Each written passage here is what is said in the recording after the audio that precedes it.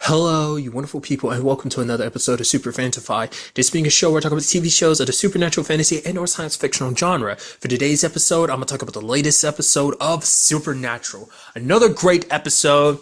A lot of interesting things went down this episode, so we're going to break things down bit by bit. First of all, let's start off with Sam and Cass, the whole situation with Gabriel. I really appreciate we did kind of get Gabriel's story. It's just obviously very condensed, but it's like, I was like, how is he still alive? Did Asmodeus bring him back? It's like, well, how would you do that? Because we already know where angels and demons go when they die. Well, angels, the nothing, they go to the nothing. Yeah, what's the whole thing was demons went there too. Nevertheless, not the point. I'm still wondering, is that going to play a bigger role in this season or not? Or I feel like that's going to turn into something. It was just like a small thing that was introduced in one episode, but has not come back. So I'm just waiting for that to turn into something. But ultimately, we'll have to wait and see. But really quickly, Gabriel tells a story that basically he faked his death. The version of him that disappeared when Lucifer killed him, that was the real him leaving. And the one that died, the whole lights and everything, that was the fake, putting on quite a show. It's like, well, he is a trickster after all. Not really a trickster, but that's just how Gabriel does his thing. Then went to Monte Carlo, banged a lot of not prostitutes, I'm sorry, because I'm thinking prostitutes because Dean said hookers, Sam said hookers, but it's like, they're porn stars. And even while Castiel was reading the message, he's like, yeah, actually he's going on for a while here about the porn stars. And then at some point in time, Asmodeus captured him. Interesting bits of information I completely got wrong, because I was thinking like Asmodeus probably recently captured him, and it's like, oh, he's been absorbing his grace so that he could use an archangel blade. I thought that was the case. It's like, no. In fact, I thought like Asmodeus was a toughie. It's like, actually, no, he was actually the weakest of the the princes of hell. It's just because he's been feeding on Gabriel's grace that he got buff. He got super strong. Cause I think even like Lucifer commented on that one time. I did forget about that. He was like, yeah, like Asmodeus wasn't this powerful, and now we know why. Like, isn't just a recent thing. Like, he's been feeding on Gabriel for a while. That's why he's as strong as he is. I'm like, oh, that makes sense. That's crazy to think about. The last standing Prince of Hell is not even the strongest one amongst them. So that's interesting. I am curious to know where they stand on everything. I would assume Dagon probably be the strongest. I don't know, just with everything that she did and who she was, I kind of get the feeling that she was potentially the strongest one, but maybe I was wrong. I'm just curious like where they would rank amongst. So like I said, we know that he was at the bottom, but nevertheless, but fortunately, Sam was able to reach Gabriel because he wasn't really talking, because he was just kind of like hiding himself inside because it was safer. Sam was talking about the fact of the matter is, like, he knows what that's like because he led a safe life, but he kind of got dragged back into this whole thing because he kind of got away from his family, but then, he got dragged back into it. But now he realizes that this is his fight. The good he does, helping other people, that's what he's supposed to be. Whether it be something like destiny or great design, the fact of the matter is, this is where he's supposed to be, and this is what he's supposed to be doing. I could also, like, I thought the way he was starting the conversation, I thought he was going to try and relate because he was in a similar situation. Because basically, his soul was basically a punching bag between Michael and Lucifer in the cage at the end of season 5/6. In the beginning, that time period. Like, I thought that's what he was kind of alluding to, but it's like, no, it turns out not to be the case. So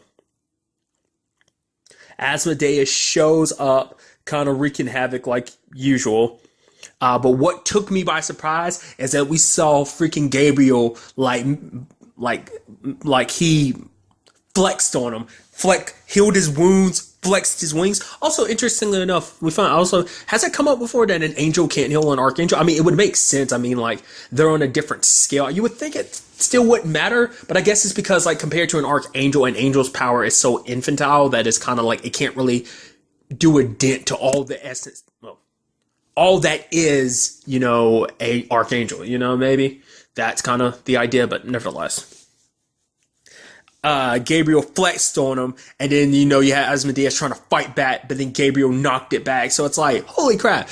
Because I'm wondering about that. Like, where did you, like you had literally so much of your grace stolen away, but I guess that shows you on what level an archangel is. I mean, because the only reason why Lucifer couldn't beat Asmodeus, even though he was buffed up and everything, is because Lucifer lost so much of his power when Raphael, like, stole a lot of his grace, so he hadn't fully recovered yet. So I guess in Gabriel's case, like, maybe getting that little bit of his grace back in him was enough to kind of put him over the edge. I guess, like, he was able to kind of just, like, I don't know what it was. Part of me was wondering, did he siphon some of it away from Asmodeus or something, or had he actually secretly been stockpiling some in his back reserves that he just unleashed? Either way, he lights Asmodeus' ass up. I'm like, whoa. I'm like, are we really killing? Whoa. I thought you were going to be kind of stepping in as like the main antagonist. It's like, no, he's dead. I'm like, wow. Officially, all the princes of hell are dead now. So, which also begs the question, what's going on with Hell's situation now? Because now Hell's back to not having a king again. So that's interesting. Which, because you have Lucifer's whole situation with heaven, which I'll kind of get to soon. And then, you hear Gabriel learning everything, probably finding out about his nephew, the whole other world, and Michael in that situation, and decides, hey, you know what? That's cool and everything, but I'm gonna go. I had faith in you before that you saved the world. You came through. I know you can do it again, and go. And it's sad because that's how Gabriel is. Because really quickly, I was thinking the entire time I was watching the beginning of the episode, I was like, man, it's so sad because, like, Gabriel, he's kind of the jokey dude. He's like, the trickster, And it's like, seeing him beaten down and broken down like that, it's like, oh man, that sucks. But to see him do this again, I mean, to be fair, it's like he wanted to get away from everything, all the responsibilities of being an archangel, never caring about people, not having to listen to his dad. And for him, it's like, oh, dad walked away from everything, so I'm just going to do the same thing too. I guess it just runs in the family, and it's just kind of sad. I think when the time comes, Gabriel will come back, but it probably will be a while, so we'll just kind of have to wait and see.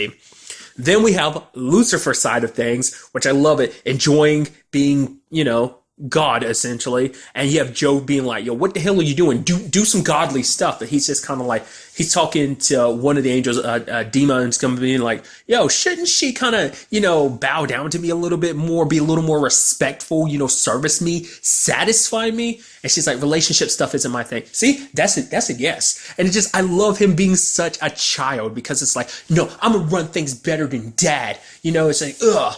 Talking about like, oh, all these people, they show no respect. And like, if I was dad, they wouldn't have blinked when I asked them to do something. It's like, oh, they'd be ready to like, oh, we're willing to do whatever you say, God. But it's like, because it's me, they don't want to do it. That sucks. Then there's the whole priest and the exorcism thing. It's like, I'm Lucifer. They're like, oh, he's like, come on, don't act like that. The only reason why you think I'm such a terrible guy is because dad has spent so long besmirching my name. It was actually his fault. He's like, well, actually, it's kind of funny because he made me into the fallen angel, but now I'm kind of running heavy. And those, like, oh, they're like splashing holy water on him and everything, and he ends up killing them.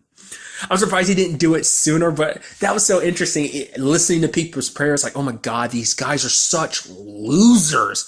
Oh, the whining. God, no wonder dad just like, got tired of it. Then basically the conversation with Joe, he's still whining and complaining. Like, I love it because he's like a kid. It's just like, no one will play with me. No one will treat me right. I'm the one with all the power. Why won't anyone respect me? It's just funny that he's just, even though he's such a dangerous person, because even in his weakened state, you don't underestimate Lucifer. Lucifer is a monster, so it's like he can be jokey and stuff like that, but let's not forget how dangerous he can be. But it's just so funny that we saw it when he grabbed Joe and was nearly strangling her because she was basically talking about the fact is, because it's like, oh, what can you do? You can't give angels back their wings, because I guess on some level, maybe she was hoping for that too. Maybe she could get her wings back. But I guess at the same time too, it's a situation more so of like, you can't do anything. Like at the very least, she's hoping to work with Lucifer. So not only to survive, but also because it's like, okay, we can make heaven better. Like heaven was a little shitty the way it was run before, but it's like, because God wasn't really there to kind of run things. It was just kind of left to the angels, and one angel after another. You had like Metatron and so on and so forth, kind of like trying to run heaven in their own way. So it's kind of sad because it's just like, oh, Lucifer doesn't get to run things the way he does, and the one person that was on his side, Joe, is now going to. So I mean, to be fair, it was more like a you situation, but I think, like I said, Joe kind of had her ideas of like, oh, we could use each other, but at the same time, we can actually do something good with it. So, and she's the only one that now knows that he actually doesn't have what it takes to give angels their powers back. In fact, I think if anyone could do it, it'd have to be Jack. He's the only one that probably has the potential to do that, to give angels their wings back, or even like make new angels. I mean, that might be the situation we see when this is all said and done, that Jack actually becomes the new god in particular. Like, I mean, because he kind of represents an interesting aspect, him being half angel, half human. He might be the one that kind of bridged the gaps, because obviously angels, like I said in this series, can be dicks. Just because it's kind of like the way they kind of look down on humans and stuff like that. It's kind of been a continuous thing throughout the series. But I love Lucifer being like, oh, we'll come together, and like kind of like fatherhood will be kind of my point. And I'm like, oh, me and Jack will come together. We end up combining our powers, and with him, I'll be able to shape the world in my image, about me, like I said, like a kid.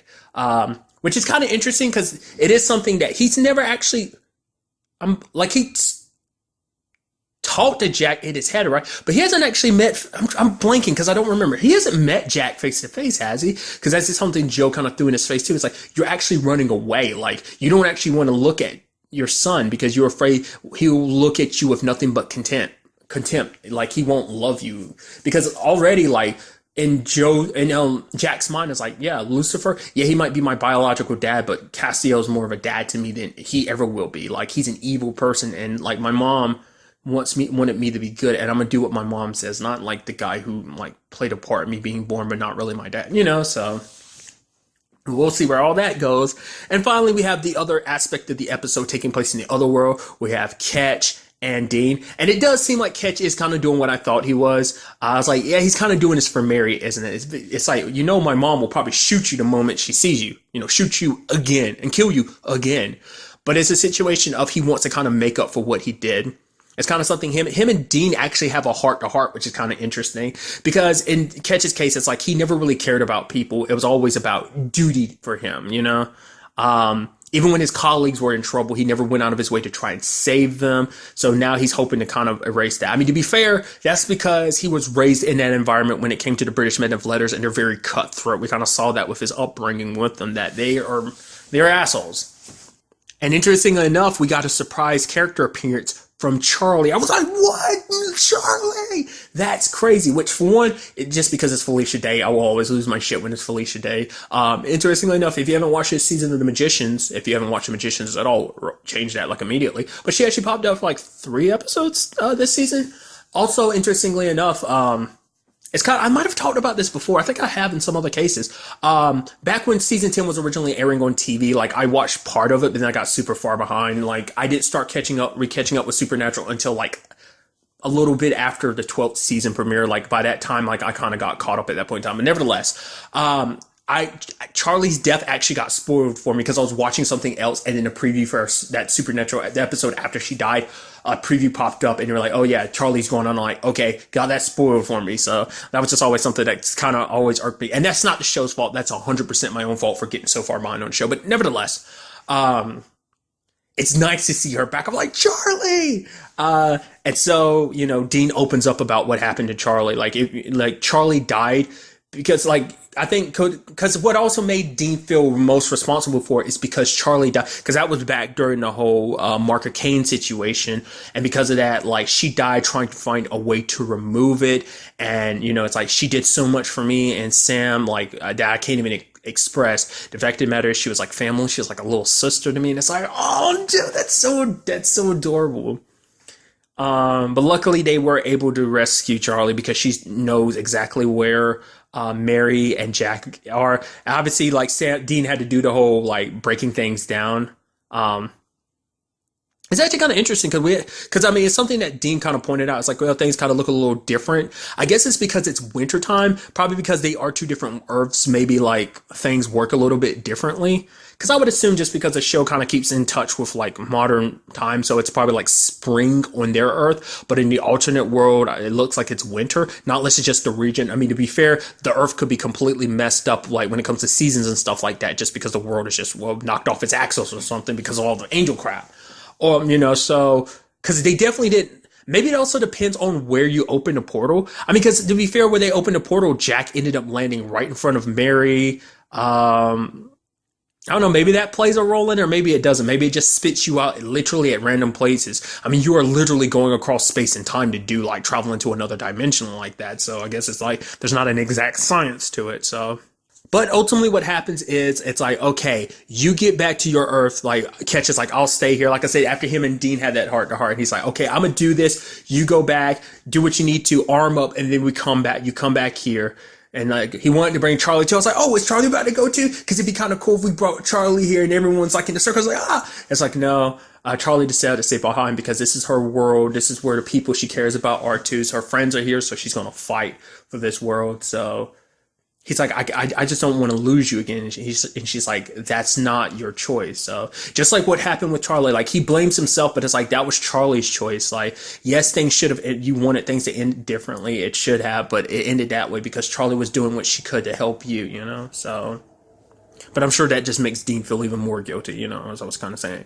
So, but sadly, Dean returns and it's like, oh, wow, the portal's closed. Yeah, okay. So let's get Gabriel and wait, he left. Well, what about the grace? You gave it to him. So literally we have no way to get back to Earth.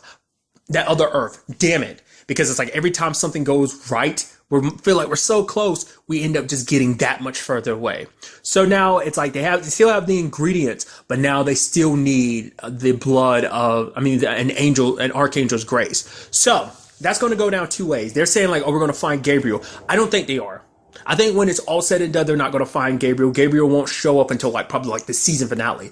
But I think whose grace they're going to end up getting? Lucifer's. Because Lucifer wants to find his son. And yes, there's the whole situation like, well, there's a whole Michael situation. But then if he finds out like, oh, actually, there's a whole situation about my son being trapped there, maybe he'll be more inclined to try and help. He might end up being their muscle. He might end up getting his army of angels to help them with this whole situation, which we might even have the situation. I think I might have talked about this before, but I think like we'll probably have Michael coming back to heaven to kind of take over things. And the other angels will be so happy about, oh my God, you're doing so much better than Lucifer. You'll lead us into a new age when it's like, oh, actually, Michael's kind of an asshole. He kind of like destroyed his world and left it in a state that it's in. And he's almost like going to do it to this world too, but he's going to like, oh, I made mistakes there, but this time I'll make those mistakes. I'll do the right things because I know what not to do because I studied that earth and what I did there. All I have to do is just do the opposite of it, that type of thing. So, I mean, because there's no other way for them to get through. I mean, Michael could get through if they got Jack.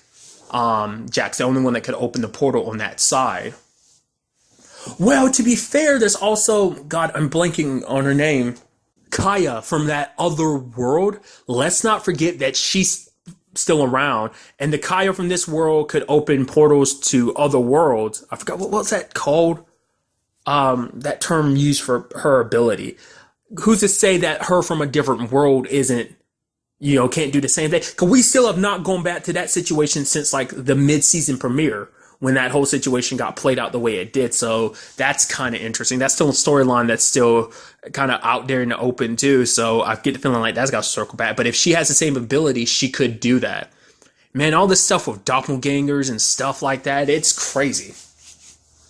People who look like people you know, but from a different world who've led completely different lives. It's just really interesting. So I don't know. Ultimately, we'll have to wait and see where everything goes down. It's just like one step forward and literally 3 steps back when it comes to the Winchester. So ultimately, we will have to wait and see how everything plays out for them going forward. But really, that's all I want to talk about in this episode. Till the next time we meet, be happy, be safe, live life to the fullest, and enjoy it. Good day and goodbye.